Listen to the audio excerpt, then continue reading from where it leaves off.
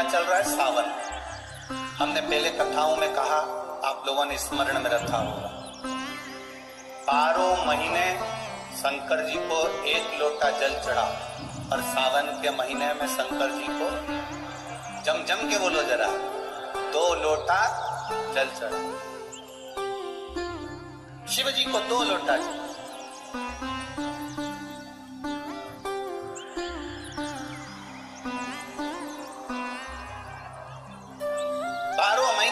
लोटा जल चढ़ाई, संपूर्ण 12 महीना 1 लोटा जल चढ़ा।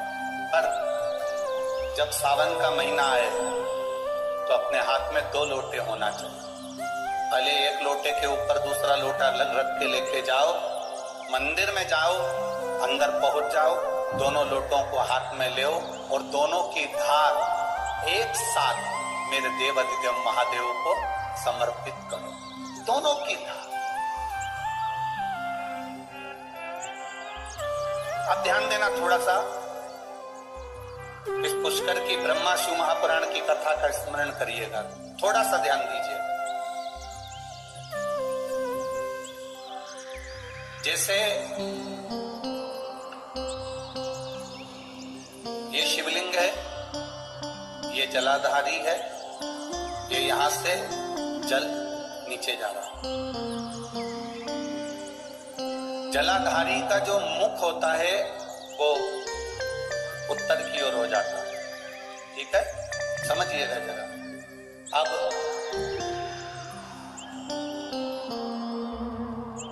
अगर मान लो लड़का 35 साल का हो गया, 36 साल का हो गया, बेटी की शादी नहीं हो रही, 35 साल हो गए, 36 साल हो गए, 40 साल हो गए, देवर देव की शादी नहीं हो रही है, किसी की शादी नहीं हो रही है, तो उसको समझना है सावन के महीने में आप जो 2 लोटा जल लेकर जा रहे हो, उस जल को जहां जलाधारी से पानी बाहर बह रहा है, जहां जलाधारी से, जैसे ये शिवलिंग है, ये गोल जलाधारी, यहां से पानी बह रहा है, तो जल चढ़ाते समय जब आप जल को समर्पित करेंगे दोनों लोटे से, तो धार यहां से लगाते हुए धार को आपको इस शिवलिंग पर पूर्ण समर्पित करना है।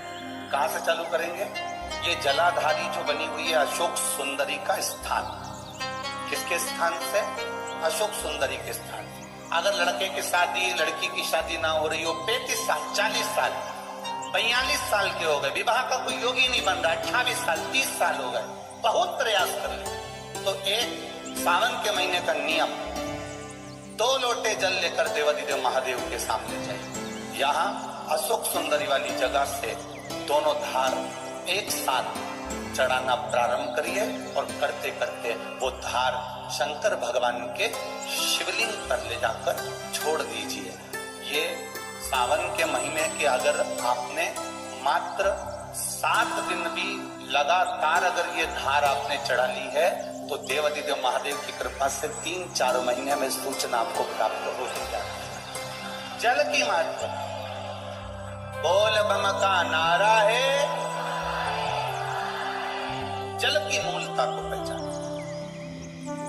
अब दूसरा क्रम स्मरण करिए। मान लो तुम्हें लग रहा है कि मुझे डॉक्टर को दिखाने जाना है और कोई बड़ा रोग ना बता दे, कोई बड़ी बीमारी ना है, एक दिखाया पत्र दे। अब ज्यादा भीड़ होने के कारण बस मंच पे तो हम पत्र ज्यादा नहीं पढ़े हैं, पर जो पढ़े हैं,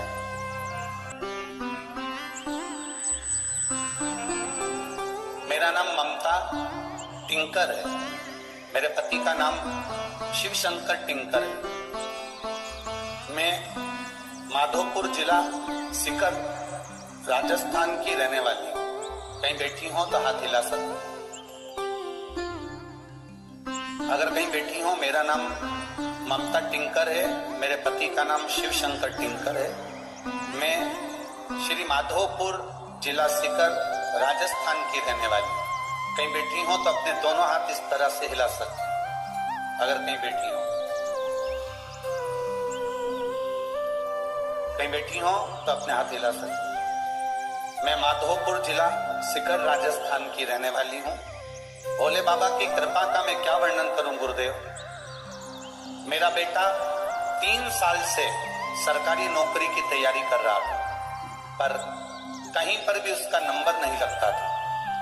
लोगों ने ताने भी देना चालू कर दिए कि इसकी सरकारी नौकरी नहीं लगेगी, क्या फायदा बार बार एग्जाम देने से, लोग ताने देते थे।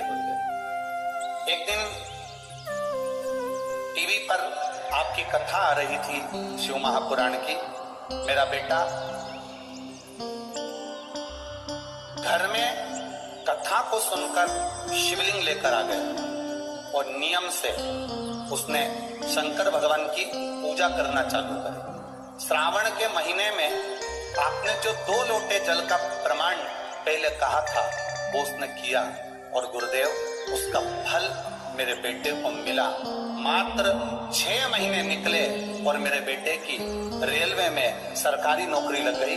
अभी वो बेटा महाराष्ट्र में ड्यूटी कर रहा है, पुणे में वो रेल विभाग में नौकरी कर रहा है। मैं बाबा को यहाँ प्रणाम करने आई। ये शिव तत्व, आपकी भक्ति, आपका विश्वास, आपकी दृढ़ता शिव के प्रति। खाली न जाता कोई दर से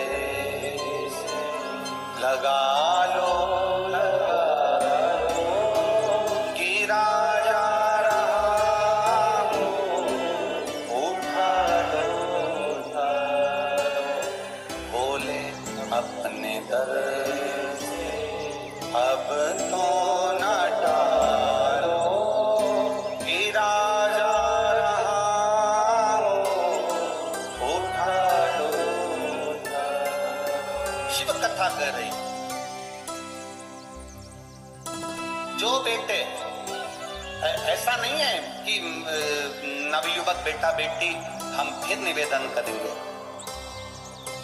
शिव महापुराण ने करा क्या है?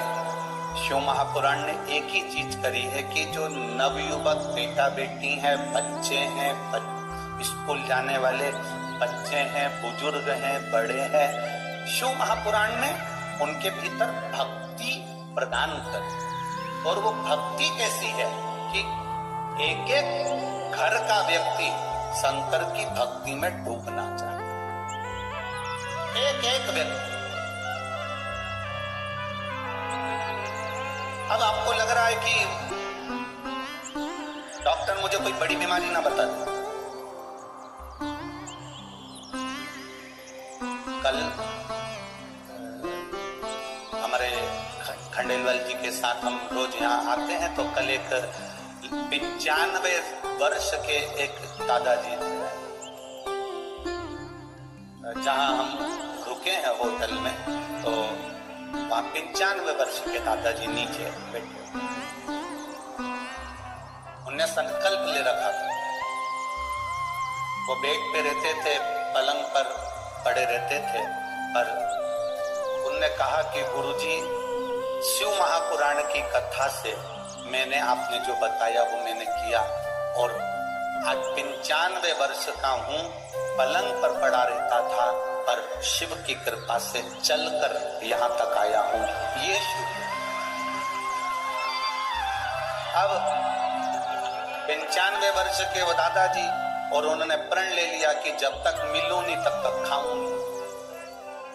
बड़ी विडंबना वाली बात।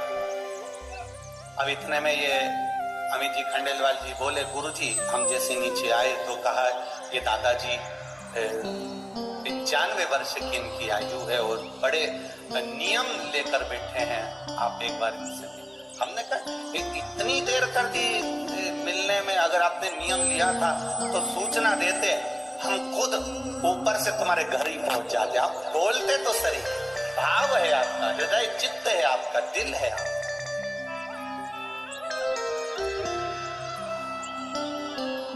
कहां 95 वर्ष की आयु।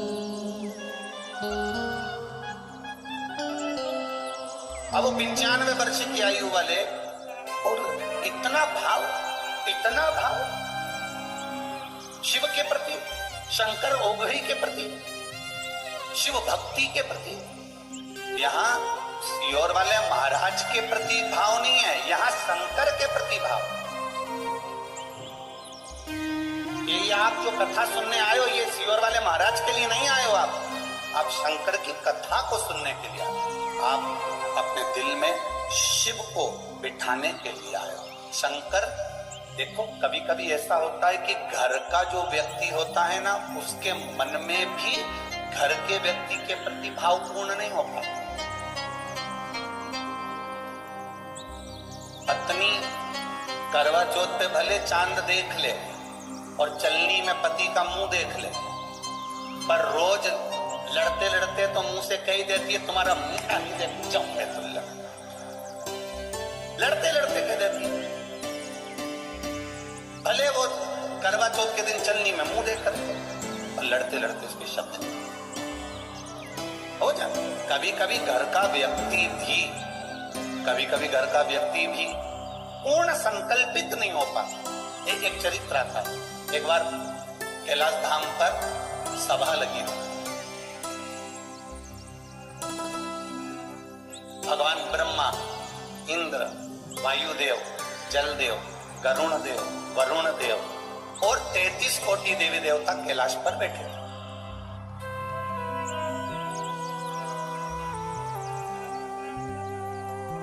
शंकर भगवान के पुत्र श्री गणेश जी, कार्तिकेय जी, पार्वती जी सब बैठे।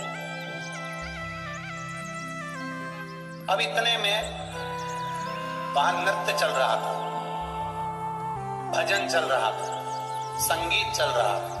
इतने में कार्तिकेय जी उठ के खड़े हो। षडानंद कार्तिकेय उठ के खड़े हो गए तो शंकर भगवान ने ब्रह्मा जी की ओर देखा कि ये कार्तिकेय उठकर क्यों खड़े हो गए, आखिर कारण क्या हुआ, क्या ऐसा कि ये कार्तिकेय उठ के खड़े हो।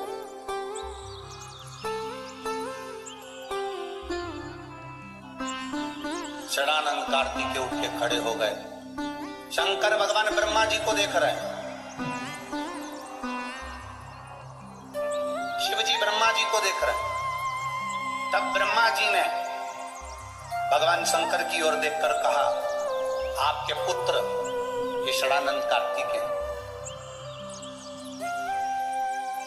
ये मेरे पास पढ़ने के लिए आए, विद्या अध्ययन करने के लिए आए। मैं इनको षडानंद कार्तिकेय को मैंने विद्या का अध्ययन कराया। पर कार्तिकेय जी के मन में मैंने विद्या का अध्ययन करा दिया और अध्ययन कराने के बाद में कार्तिकेय जी मेरे पास में मेरा हाथ पकड़कर खींचकर मुझसे बोलते हैं, मुझे ओम का अर्थ बताइए। ब्रह्मा जी के शब्द सुनिएगा जरा। पुष्कर राज की धरा पर बैठकर अपन ब्रह्मा शिव पुराण की कथा सुन रहे हैं, उनकी एक एक शब्द का स्मरण करिएगा। ब्रह्मा जी ने कहा, षडानंद कार्तिकेय, थोड़ा डीले कम करो बाबू। ब्रह्मा जी बोलते हैं कि षडानंद कार्तिकेय जी ने मेरा हाथ पकड़ा और हाथ पकड़कर ब्रह्मा जी कहते हैं खींच कर बोला कि मुझे ओम का अर्थ बताइए।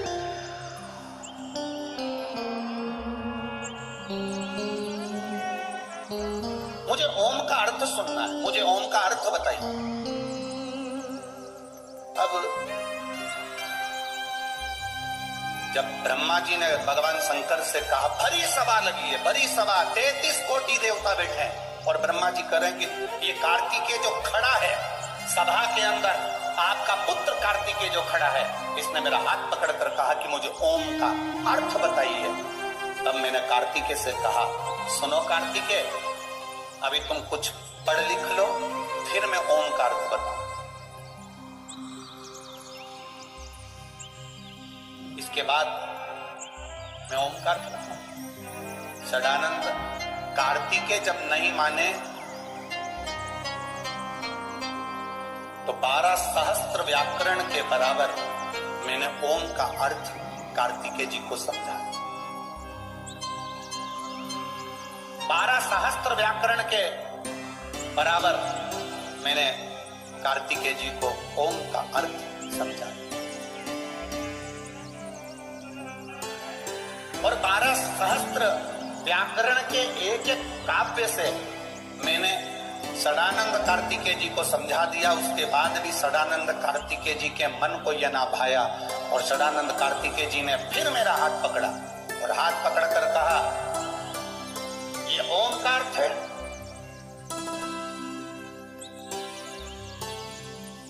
ये ओम का अर्थ है। सदानंद कार्तिकेय जी के मुख से निकल गया, ओम का अर्थ तो शायद मेरे पिता को भी स्मरण में नहीं होगा। जरा ध्यान देना शब्द पर। कभी कभी बेटा दुकान पर जब ज्यादा बैठना चालू कर देता है, पिता अपने बेटे पर सब कुछ छोड़ देता है, तो बेटे को ये महसूस होने लगता है कि मैं जितना अच्छा व्यापार कर सकता हूं मेरा बाप भी नहीं कर सकता। ये बेटे को अनुभव होता है, ये बेटे की चित्तवृत्ति में ये अनुभव होते हैं, ये बच्चे की चित्तवृत्ति में ये अनुभव हो जाते हैं। पढ़ा लिखा लड़का अपने पिता को ये सोचता है कि इन्होंने क्या पढ़ाई करी, तुम्हारा समय दूसरा था, हमारा समय दूसरा है, हमने जितना पढ़ा शायद आपने नहीं पढ़ा होगा, पर स्मरण में रहे बाप बाप होता है और बेटा बेटा होता है, उसके स्मरण में रहना चाहिए ये शब्द, ये संबोधन।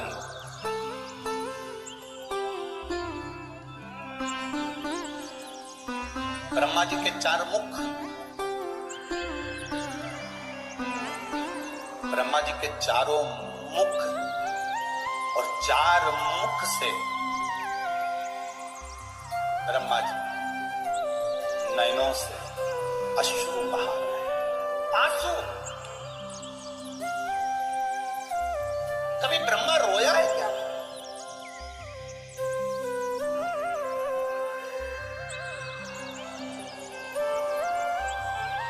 ब्रह्मा जी का सिर कट गया तो ब्रह्मा नहीं रोए।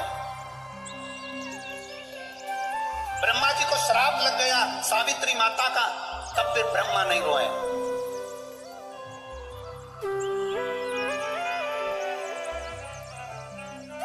ब्रह्मा के शीश से बट का वृक्ष बन गया, ब्रह्मा के रक्त से कर्मनाशा नदी बह गई, ब्रह्मा नहीं रोए हैं।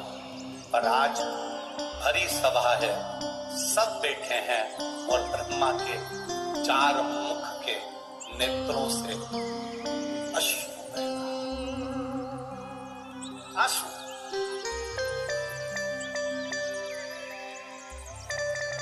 क्योंकि वो जगत का पिता है, सृष्टि का रचना करता है। एक पिता की दशा एक पिता जानता है। बेटा तो कह दिया कि ओम का अर्थ शायद मेरे पिता भी स्मरण नहीं कर पाते।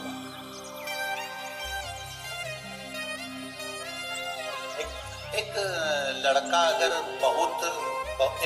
मैं बेटों से निवेदन करूंगा, पिता वो दौलत है जो चले जाता है ना तो समझ लेना कि तुम्हारी तिजोरी का खजाना लूट गया। पिता वो दौलत है, पिता वो जायदाद है। अपने पिता को कभी यह मत बताने की कोशिश करना कि तुमसे ज्यादा विद्वान मैं हूं। अपने पिता को कभी ये बताने की कोशिश मत करना कि तुमसे अच्छी दुकान में चला लेता हूं। अपने पिता को कभी ये बताने का प्रयास मत करना कि तुमसे अच्छी नौकरी में कर रहा हूं। अपने पिता को ये कभी बताने का प्रयास मत करना कि तुम जितना नहीं कमाए उससे दुगना मैंने कमाकर गाड़ी खरीदी, बंगला खरीदा, ये बनाया, जेवर बनाया, ये करा, वो करा। अपने पिता को कभी ये मत बताना कि मैं जितना कर सकता हूं उतना तुमने नहीं करा, क्योंकि पिता की बराबरी तुम कभी नहीं कर सकते। क्योंकि पिता पिता होता है, उसने अपना पूरा जीवन जो कमाया वो तेरी विद्या में लगाया, जो कमाया तेरी पढ़ाई में लगाया, जो कमाया तुझे अव्वल बनाने में लगा दिया।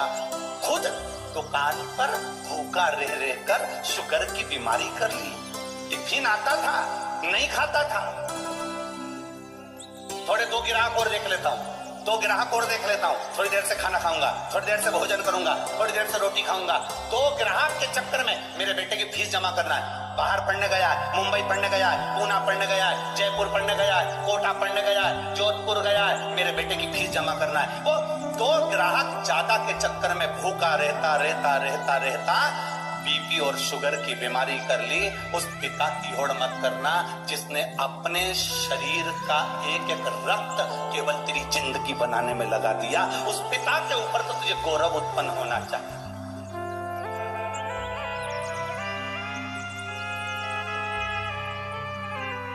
बड़ा दुख होता है जब किसी के मोबाइल पर हम स्टेटस पर देखते हैं ना, और वो लिखते हैं माय वाइफ माय लाइफ। बड़ा दुख होता है जब किसी के मोबाइल के स्टेटस पर देखा जाता है कि माय वाइफ माय लाइफ। तुम्हारे लाइफ बनाने में तुम्हारी वाइफ ने क्या क्या करा, एक बार पत्र में लिख के तो भेज भेरू। मैं तो इंतजार में बैठा हूं।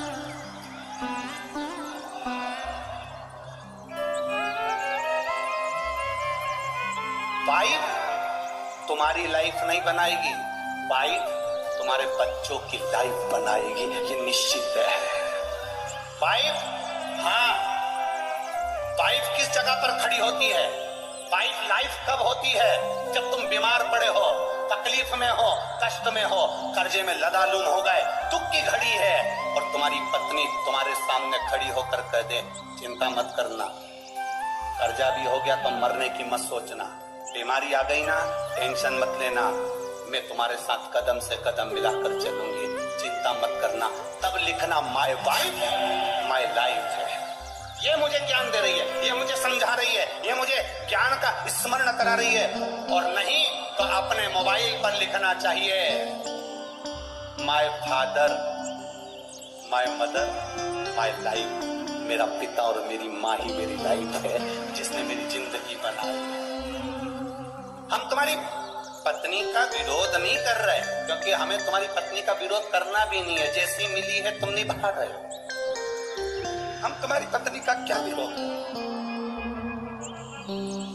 हमारा इतना सा कहना है, तुम्हारी पत्नी तुम्हारी दुख की घड़ी में सामने खड़ी हो, तुम्हारी पत्नी तुम्हारे दुख के समय पर तुम्हारे सामने खड़े होकर कह रही हो चिंता मत करो, कोई बात नहीं, पैसा नहीं है ना, आपकी बात, साड़ी नहीं लेंगे करवा चौथ तक, मेरे पास बहुत पड़ी है, जेवर पड़ा है, तुम चिंता मत करना। अगर दुख की घड़ी आ भी गई, पूरा जेवर उठा कर दे दूंगी, तुम्हें कर्जे से मुक्त कर दूंगी, तुम चिंता मत करना, तुम चिंता मत करना।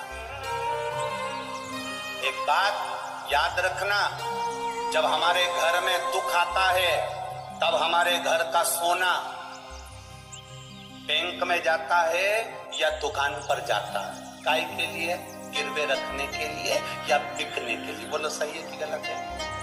जब दुख आता है तब घर का सोना दुकान पर जाता है, जब दुख आता है घर का सोना सुनार की दुकान पर जाता है। सुनार को पूछता है तुम तो हमारे परिचित हो, ऐसा क्या तकलीफ आ गई जो इतना सारा भाभी का पूरा जेवर लिया है, तुम्हारी मम्मी का पूरा जेवर लिया है, क्या हो गया ऐसा? कहा साहब बहुत कर्जे में हूँ, बहुत दुख में हूँ, इसलिए घर का सोना जो तिजोरी में रखा होता था, अलमारी में पड़ा होता था, उसको मैं दुकान पर लेकर आया हूँ। दुख की घड़ी में घर का सोना सुनार की दुकान पर जाता है, सुनार पैसे देता है, तब हमारा कर्जा चूक जाता है। जब दुख की घड़ी में घर का सोना सुनार के पास जाए तो समझ लेना कि दुख की घड़ी में अगर तिजोरी में रखा सोना दुकान तक जा रहा है तो दुख की घड़ी में हमें महादेव के दरवाजे तक जाना है, तो सोना दुकान पर नहीं जाएगा, अपने आप सब काम हो जाएगा। हम दुख की घड़ी में अपनी चैन, अपनी अंगूठी, अपनी मोबाइल, अपना पर्स गिरवे रखी जाते हैं, पर हम दुख की घड़ी में महादेव के पास नहीं जाते हैं। बोलो सही है कि गलत?